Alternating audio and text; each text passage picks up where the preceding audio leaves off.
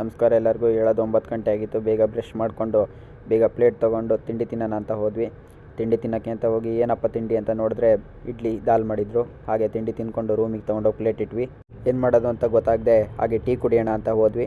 Tea ಕುಡಿದ್ಬಿಟ್ಟು ಬಂದು ಬಟ್ಟೆನೆಲ್ಲ ತೊಗೊಂಡೋಗಿ ಬಟ್ಟೆನ ಗಂಟು ಮುಟ್ಟೆ ಕಟ್ಟೋದು ಅಂತ ಹೇಳ್ದ. ಗಂಟು ಮುಟ್ಟೆ ಕಟ್ಕೊಂಡು ಬಟ್ಟೆ ಮೇಲೆ ತೊಗೊಂಡೋದ್ವಿ. ಟೆರಸ್ ಮೇಲೆ ತೊಗೊಂಡೋಗಿ ಇರೋದು 4 ಮಿಷಿನಲ್ಲಿ 2 ಮಿಷಿನ್ ಮಾತ್ರ ವರ್ಕ್ ಆಗ್ತಿರೋದು. ಸ್ವಲ್ಪ ಹೊತ್ತು ವೆಯ್ಟ್ ಮಾಡಿ ಬಟ್ಟೆ ಮಿಷಿನಿಗೆ ಹಾಕಿ ಬಟ್ಟೆನ ತೆಗೆದ್ಬಿಟ್ಟು ಬಿಸಿಲಿಗೆ ಒಣಗಾಕಿ ಊಟ ಮಾಡೋಣ ಅಂತ ಊಟ ಮಾಡ್ಕೊಂಡು ಬಂದ್ವಿ. JP ನಗರದಲ್ಲಿರೋ ನಮ್ಮ ಬಾಸ್ ಕಿಚ್ಚ ಸುದೀಪ್ ಸರ್ ಮನೆ ಹತ್ರ ಹೋಗಿದ್ವಿ. ನಮ್ಮ ಥರನೇ ತುಂಬ ಜನ ಅಭಿಮಾನಿಗಳು ಅವ್ರು ನೋಡೋಣ ಅಂತ ಕಾಯ್ತಾಯಿದ್ರು. ಅವ್ರು ನೋಡೋಕ್ಕಾಗಲಿಲ್ಲ, ಅವ್ರ ಮನೇಲಿ ಇರಲಿಲ್ವಂತೆ. ಹಾಗೆ ವಾಪಸ್ ಬರ್ತಾ ಕಿಚ್ಚ ಸುದೀಪ್ ಅವ್ರದ್ದು ವೈನ್ ಸ್ಟೋರೆಲ್ಲ ನೋಡಿದ್ವಿ.